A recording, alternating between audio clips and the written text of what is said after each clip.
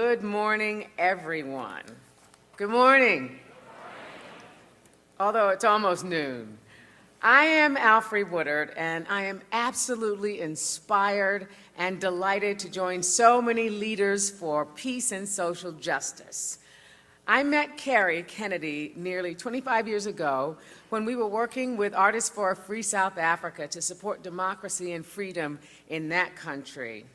So while it is incredibly meaningful for me to be in the room with all of you today, I am especially moved to be in the room with you, President de Klerk.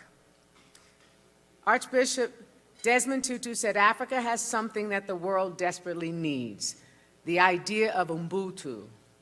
I am what I am because of who we all are. I have been blessed to play courageous women throughout my career, but nothing I have done on stage or screen compares to the deep, deep honor I feel today to be in the midst of the world's greatest leaders. I am so grateful for all of you heroes. On behalf of my colleagues in the social justice movement, and on behalf of my colleagues in the performing arts, and especially on behalf of my children and my neighbors' children, and the generations that will come into the world after them, I want to thank each and every Nobel laureate for your courage and your commitment to a more just and peaceful world. And now it is my great pleasure to introduce to you a man who has also given his life to public service. As ambassador at large to the State Department, he worked to protect the world from nuclear proliferation. As Dean of Georgetown University, he was one of our nation's leading intellects on foreign service. And now, as president of the MacArthur Foundation, he is a leader in the world of philanthropy and human rights. Please welcome Bob Gallucci.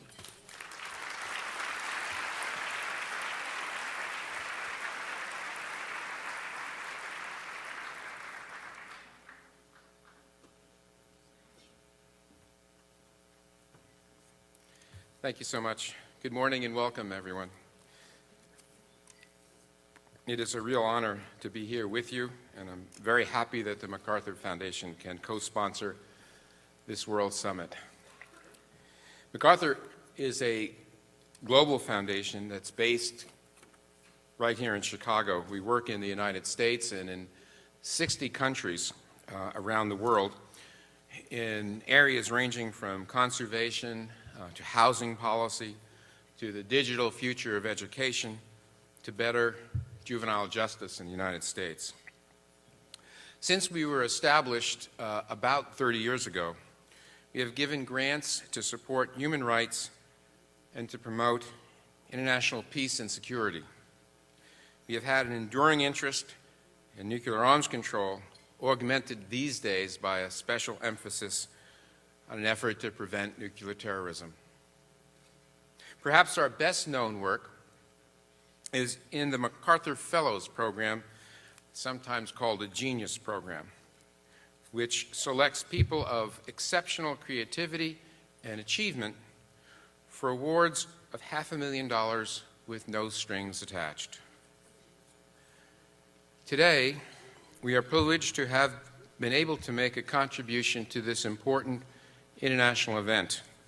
The summit celebrates themes that are central to MacArthur's core values: a commitment to a more peaceful world that allows humanity to reach its full potential, and a belief that individuals can make extraordinary contributions to the common good. Among us, we have Nobel Peace Laureates who embody these themes, men and women whose vision, courage, and determination have overcome great odds in the pursuit of peace, justice, and human dignity. I salute them and welcome them. I also want to take just a minute to salute one of the laureates whose contribution to peace I had an opportunity to witness firsthand. It was almost 20 years ago when it seemed that we were sliding inexorably into a major war on the Korean Peninsula. Not very many Americans, or South Koreans for that matter, understood the danger just that way. But those of us who were in government service did. We did not go to war, and in fact, we signed an agreement with North Korea only because of the intervention of a man who put his personal reputation on the line in order to preserve the peace. President Jimmy Carter, I thank you and I salute you today.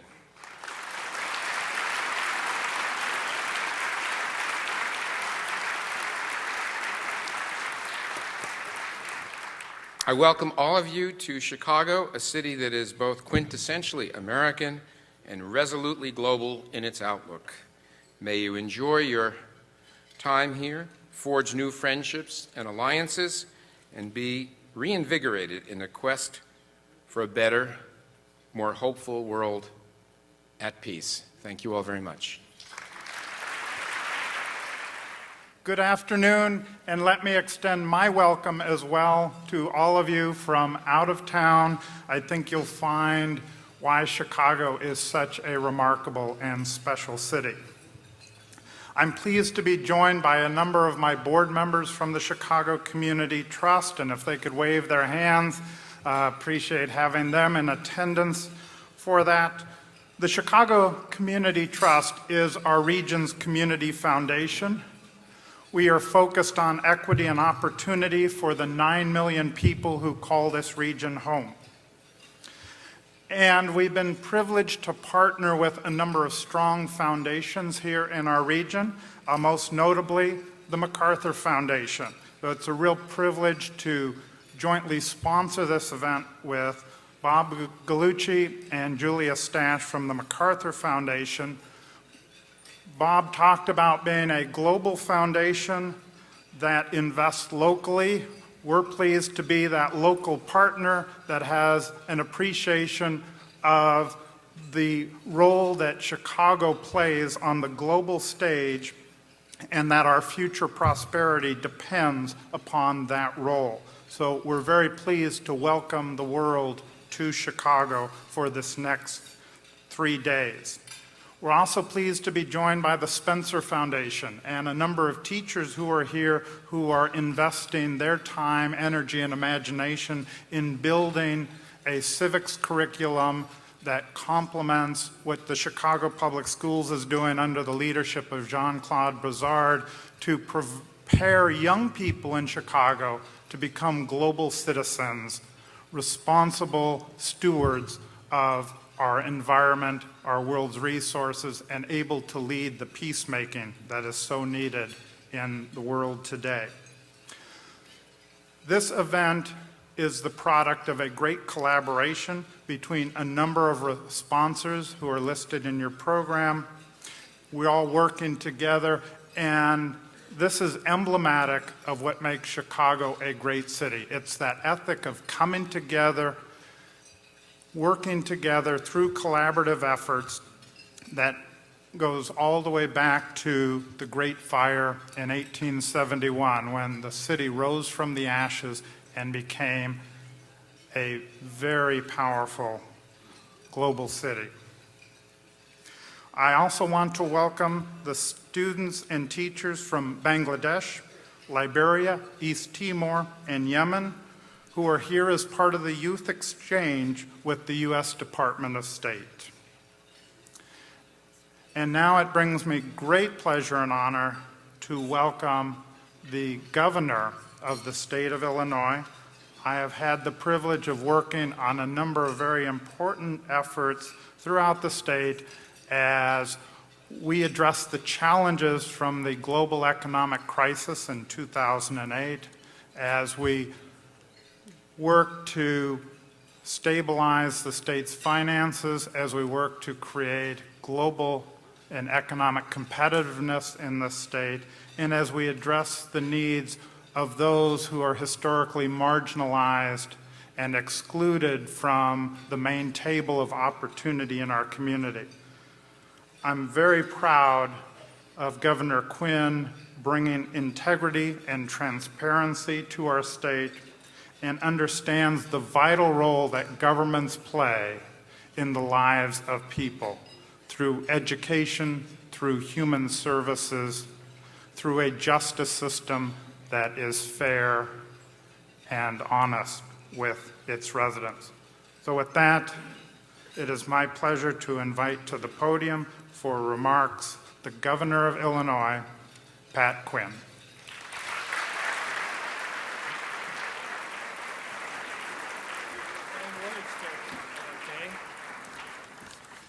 Well, I want to welcome everyone who is here today to our state of Illinois. It's a special place.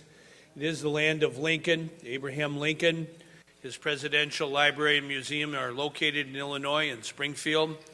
And Abraham Lincoln, I think, would be very proud of our gathering today, that we are here today to celebrate the great achievements of our Nobel Peace Laureates. We've brought together students from our state as well as the world to come together to learn. Abraham Lincoln was a humble man who believed in the people.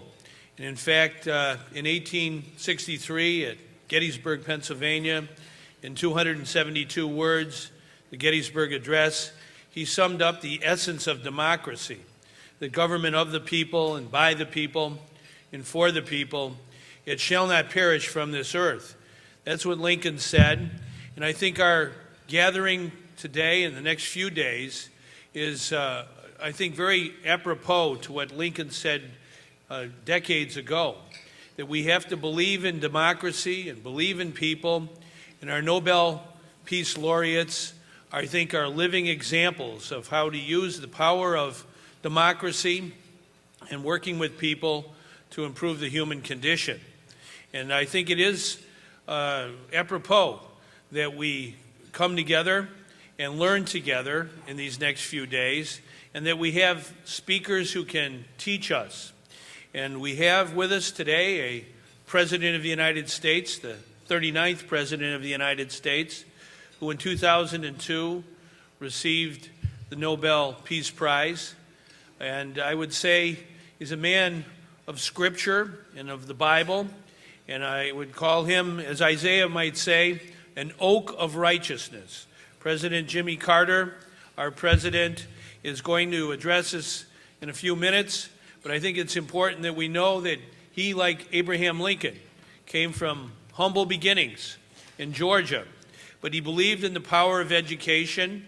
He believed in the power of working together with everyday people for the common good, and he made a difference, as all of our Nobel Peace Laureates have made. They have followed the words of Martin Luther King Jr., who said, "Everyone can be great because everyone can serve." And what ties all of us together is that ethic of service, that service to others is the rent we pay for being on God's earth. And President Carter, throughout his life and his work, not only as president, but with the Carter Foundation and Center, he's shown us the importance of defending human rights, of advancing democracy, of finding peaceful solutions to conflicts around the world. We heard of his great work in North Korea, but as President of the United States, the Panama Canal Treaty, the Camp David Accords, the Treaty of Peace between Egypt and Israel, the SALT II Treaty with the former Soviet Union, and the establishment of our diplomatic relations of the United States with the people of China. All of these things, President Carter led the way on, and for decades he has worked tirelessly to improve the human condition, to promote economic and social development, to eradicate disease and protect human rights. I think all of these great achievements are matters that all of us can learn from his purposeful life, a life of understanding that a reflection is a very important part of anyone's human being existence. And learning from President Carter, I think all of us today will benefit. His work has improved the lives of countless people around the world. It's increased our own awareness of some of the most crucial human issues of our time. And without further ado, ladies and gentlemen, the 39th President of the United States of America, President Jimmy Carter.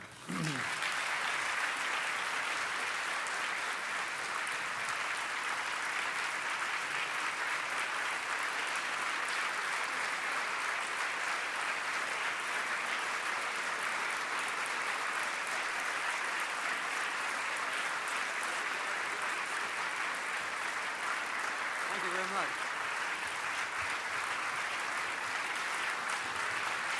Thank you. Well, I want to thank the governor and also Bob Gallucci for mentioning me in the introduction. This was very gracious, more than I expected or deserved. I'm really grateful for a chance to be here with peacemakers and with citizens and particularly students who are committed to peace and to justice and to human rights. The representatives of Compass are here. I know they represent the fine aspects of life, and I'm very grateful for a chance to speak to my fellow Nobel laureates and to others, particular students who might and probably will someday be Nobel laureates of their own. After I left the White House, I didn't quite know what my status was in life. I was involuntarily retired in 1980 by the results of the election, as some of you may remember. And I stayed home for a while, but then I went to a trip to China because I had normalized relations with China, and Deng Xiaoping, the leader of that great country, wanted me to come over and see what was going on in China. So my wife and I and some of our children went. On the way back, we stopped in Japan, and I was asked to make the graduating address at a small college down in the southern part of Japan near Osaka. And it was a religious school, had Methodist orientation. And so I had a speech prepared. We had a translator, and as you know, when you translate something from English into Japanese, it takes more time. So I made a fairly brief speech. As a matter of fact, the audience was really uptight. They were really nervous because I had just left the White House. And the parents and the students and the professors were all very nervous about my being there. So at the last minute, I decided to tell a joke to kind of loosen up the audience. And I didn't choose my funniest joke, I just chose my shortest joke to save time. And I told my joke, and then the audience collapsed in laughter. It was the best response I have ever had to a joke in my life. And I couldn't wait to get through with my speech and get to the green room and ask the interpreter, how did you tell my joke? And when I asked him, he was very evasive. He wouldn't answer my question. And finally, he tucked his head and he said, I told the audience, President Carter told a funny story, everyone must laugh. So that kind of reassured me that there were some advantages, in having been president, even though I lost. Well, today I am speaking to the young people and not to the adults in the audience. I've been a professor at Emory University now for 30 years, dealing with new classes every year. And I have 4 children, I have 12 grandchildren, and I have 6 great-grandchildren. So in a way, I'm kind of an expert on dealing with young people. So that's the audience that I'm going to talk to. We need to be reminded of some standards that the Nobel laureates have always tried to achieve, most of the time without any thought about Nobel Prize, but just because within their own community they saw a need for change, and often with great courage they pursued those goals for peace and for justice, for human rights, for environmental equality, for the alleviation of suffering. By the way, as I go down that list, you quickly see that these are the same principles that are espoused and endorsed without equivocation by all the great religions. Yes, by Christianity. but also by Judaism, and also by Islam, and by Buddhism, and by Hinduism. Peace, justice, humility, the alleviation of suffering. And I think for individual human beings, those basic standards are the ones that as moral values we adopt. And as citizens in democracies, those principles should be the goals of our entire nation. So you see, there's not any real separation between what Compass believes, what Nobel believes, what individual citizens believe, what Christians believe, Muslims believe, and others. Well, I have worked since I left office at the Carter Center. I'm not going to make a speech about it. When I left public office and decided to form the Carter Center, we had 2 or 3 basic principles that we adopted. One, it would be nonpartisan in nature. And for the first few years, former President Gerald Ford was my closest associate in almost every event. And we decided that we would take a chance on failure if we thought that the goals that we were seeking were more important than the embarrassment of not being successful. And we decided just to fill vacuums in the world. That if the United Nations or the World Health Organization or the US government or Harvard University was doing something adequately, we would not do it, just to fill vacuums. So at first I thought that I would establish at the Carter Center kind of a miniature Camp David, that we would negotiate peace agreements between people that were in conflict or faced with the prospect of civil war, for instance. And we still do some of that. But over a period of years, the major goal that we have found that is unmet is to deal with strange and forgotten diseases that the World Organization calls neglected tropical disease. And these are ones that most of you have never heard of before. Lymphatic filariasis, onchocerciasis, trachoma, schistosomiasis, dracunculiasis. We don't know those in the United States anymore, but they afflict hundreds of millions of people in Africa. And so now 85% of our total budget, and a lot greater percentage of that, as far as personnel is concerned, is dealing with those diseases. I could make a whole speech about those 6 diseases. I'm just going to mention one, and that's dracunculiasis, which we call guinea worm. We found that this disease, one of the most horrible diseases in the world, in fact, it's a fiery serpent that afflicted the Israelites coming out of Egypt in the Old Testament. And the emblem for doctors is a staff. A lot of people think those are snakes wrapped around the staff. They're actually guinea worms, because that was the only way to treat this terrible disease, when people drank filthy water with guinea worm eggs, and a year later there's a worm about this long inside the body that forms a terrible sore and emerges. And so we wanted to do something about that disease. We found 3.5 million cases in 20 different countries in sub-Saharan desert, south of sub-Sahara, and also in 3 in India, and Yemen, and Pakistan and Asia. And now we've cut to 3.5 million cases. So far this year, we've only found 75 cases. And we hope that in the next couple of years, we'll have 0 cases. But with this and all of our other diseases, we have to go into the interior, primarily of African nations. We have programs now in 35 African countries. So we go into the desert area and also into the jungles to actually put medicine in people's mouths. And that's what we do at the Carter Center. But while we're involved in the interior of those countries, dealing with the presidents or kings or prime ministers or ministers of health or ministers of education, ministers of transportation or agriculture, we get to know the leaders of the country, but we also get to know intimately the people. So when they get to have a war, they try to get me to mediate sometimes, or if they want to have an election, maybe the first democratic election in their history, or if the democratic process is in danger, they call on us. So the Carter Center is now monitoring the 89th election that we have undertaken. All of them troubled, and this one is in Egypt. And I have just come back from Egypt. I'll be going there again next month for the election that we hope will be the first president. That's all I'm going to say about the Carter Center, but I'm going to move on now to some other things. I also belong to a group of elders. There are 10 of us, including a number of Nobel laureates. As a matter of fact, Nelson Mandela is a member, and Kofi Annan is a member. Bishop Tutu is a member. Marty Ahtisaari is a member. He's a former president of Finland, as you remember. And Aung San Suu Kyi has also been a member of the elders.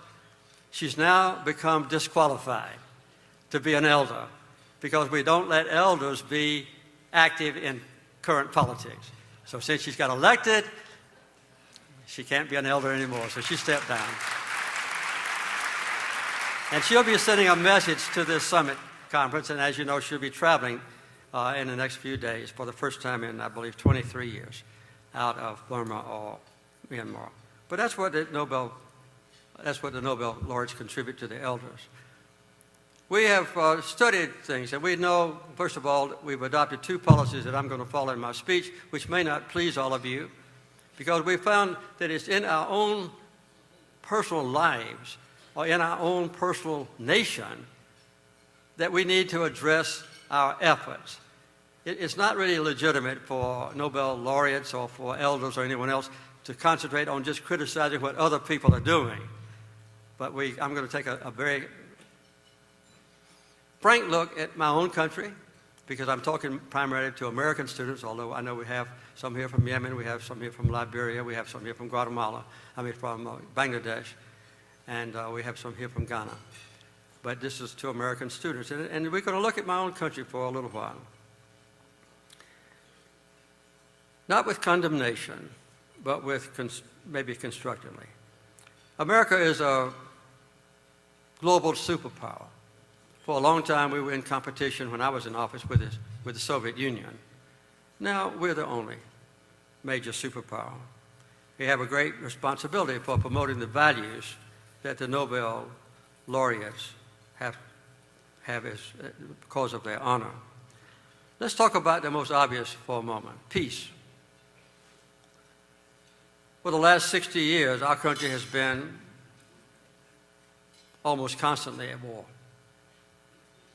In Korea, in Vietnam, in Cambodia, in El Salvador, in Nicaragua, in Grenada, in Libya, in Panama, in Haiti, in Yugoslavia, in Iraq, in Afghanistan, and many others. And now we are contemplating going to war again, perhaps in Iran.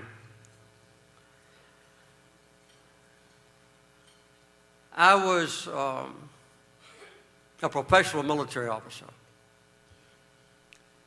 So I'm not against all wars.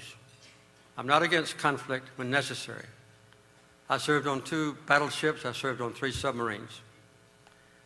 Since the Civil War era, I've had more military service than any other president except Eisenhower. So let me repeat that. But I think that the fact is that we should not go to war unless we meet the religious definitions of a just war. And I'll just outline those very quickly. First of all, any war should begin only as a last resort, when every other possible peaceful resolution of an issue has been exhausted. Secondly, the weapons used in a war should discriminate completely between the death of combatants and the death of non-combatants or civilians. Third, violence should be proportional to the injury received by the one who goes to war. And that would obviously exclude the recent policy of our country of preemptive wars. Third, the attacks should be compatible with the injury that has been received, and should be compatible with the endorsement of society in general, like was the case, I would say, with the First and Second World Wars. And the goal that we hope to accomplish with a war should be superior to the situation existing before the war started. Well, most of the wars that I mentioned earlier failed to meet these criteria. And I would say that some of them were completely unnecessary. Let's look at the word justice or humanitarian causes. Our nation is the only industrialized country on earth with the death penalty. And 90% of all executions are carried out in 4 countries: China, Iran, Saudi Arabia, and the United States. And we also now have the highest percentage of our people in prison of any nation on earth.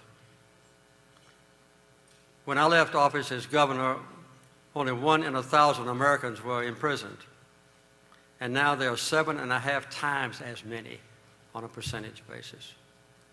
And the death penalty and imprisonment basically affect poor people, minorities, and those who are mentally deficient. Well, another subject. Chicago in the past has had a Nobel laureate in 1931, Jane Addams, and her Nobel Award was given because she dealt with immigrants. I won't mention the fact that our country needs a humane and comprehensible policy for dealing with immigrants.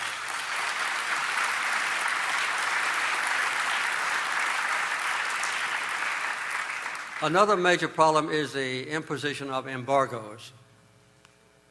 This is quite often assumed to be an adequate substitute for war. But sometimes it's a so-called substitute for official peace. Bob Gallucci mentioned North Korea. I was in the Navy during the Second World War and during the Korean War. At the end of the Korean War, the United States and others imposed an economic embargo on North Korea with a goal of destroying as much as possible of their economic capabilities.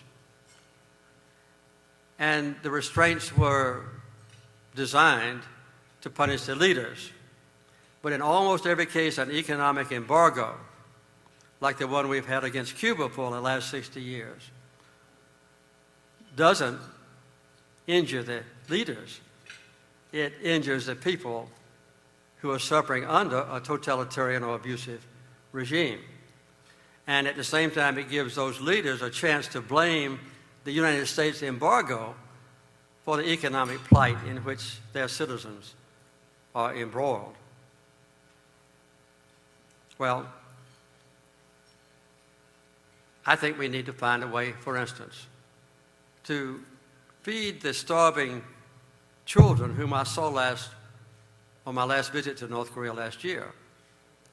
At the same time, not exalt the leaders of North Korea. We now have in our country, for the first time in almost 50 years, no effort being exerted of an active nature to bring peace to Israel and its neighbors, or to alleviate the oppression of the Palestinians. Let's look for a moment at human rights. The United States was in the forefront with Eleanor Roosevelt representing us in the United Nations when the Universal Declaration of Human Rights was completed. Since 9/11, human rights organizations, including Human Rights Watch, have pointed out that we are now in violation of 7 of the 30 paragraphs in the Universal Declaration of Human Rights, including permanent detention of people who are not given the right of being accused of their crime or legal representation or trial. And we are one of the laggard nations now, as you know, in dealing with global warming. Well, I want to point out that the things that I mentioned to you are not designed to criticize my country, but to point out that within any society, even a great nation like the United States of America, with almost total personal security for our people because of friendly neighbors north and south and warm oceans to the east and west, blessed with a Constitution that guarantees our rights, there are still needs for improvement, needs to look at ourselves and say, what can we do as young students to prepare a better future? Well, let's consider what a superpower should be. It would be nice when my grandchildren and other student-aged Americans exert their stamp on America, to have everyone on earth, if they face the prospect of, say, a military conflict in their country or with a neighbor, to say, why don't we go to Washington? Because the United States is a champion of peace. We would like for everyone on earth to see, when they start a democratic process, why don't we go to America? Because they have the finest democratic electoral system on earth. Or why don't we go to the United States? Because they're the champions of environmental equality. They're in the forefront of preventing the adverse effects of global warming. Or why don't we go to America? Because it's the most generous nation on earth in giving part of that great wealth to people in nations where starvation persists or where human rights abuses are excessive. That's not a hopeless dream. Maybe for my generation, yes. Maybe for my children, yes. But not for my grandchildren and the students that are looking at Nobel laureates' lives to say, how can I contribute as well to make this world more peaceful and to let all aspects of human rights prevail.